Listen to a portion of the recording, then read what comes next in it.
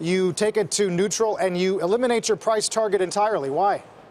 If we have a neutral rating, we actually get rid of price targets, so that wasn't anything other than our normal way we do things.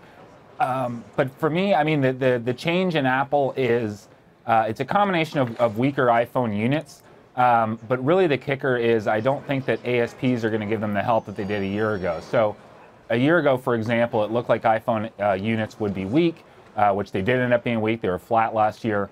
But you had this big upcoming increase in average selling prices, and ASPs were up 17% last year, so that drove a huge iPhone revenue year. This year, I think the change is you've got an anniversary of those price increases, so you're not going to get that help. So you get weak units, barely an increase in ASPs, and with that, I think iPhone revenues actually declining, and that's the change.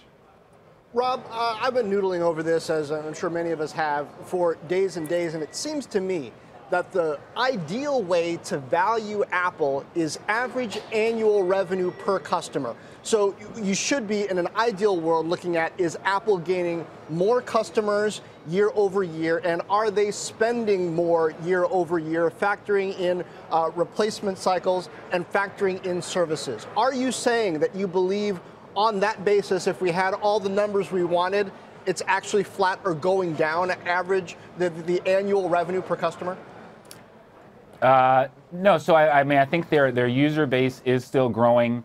And if I look at non-iPhone revenue, I mean, non-iPhone revenue, I actually have continued to grow about 12% this year, but iPhones are still 60% of the business. And so, this is part of the services narrative. Absolutely, it's growing your services revenue per user, which is about $30 a year per Apple user in services revenue. But at the end of the day, I mean, Apple is still, it's a product company. I mean, they depend on selling products for over 80% of their revenue, and I don't think that's going to change.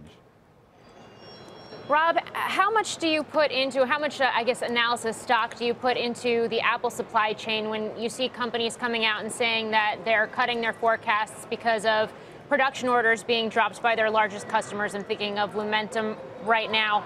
I feel like we see that type of activity to some certain extent every quarter. How much of that can, I guess, what's the read-through there? How grave is that for the Apple picture? Right. So I mean, certainly supply chain inputs are a read, and they're typically directionally right. I mean, they're not totally off base ever, it seems. Again, though, I mean, if you go back a year ago, you had the supply chain cutting numbers. The difference was, yes, iPhone units will be weaker, but don't worry about it because ASPs are going to be up so much, it's going to offset. The difference, again, I think this year is that iPhone units are being cut, but I don't think you're going to get that boost from ASPs, and that to me is again the big difference. Rob, in terms of the price action here, I mean, we broke 190. I'm told a bear market, so to speak, down 20% from the high is 186 and change. Is the company in here buying? Do you get any sense? And if not, why? If they are, then what does that say given these levels already? Well, I presume the company's buying. I mean, Apple's been buying a lot of their own stock, and they'll continue to. That's our expectation. And I'm not necessarily looking for massive downside or anything. My concern would be that you can buy Apple at the same price a year from now. It's just so much. It's more.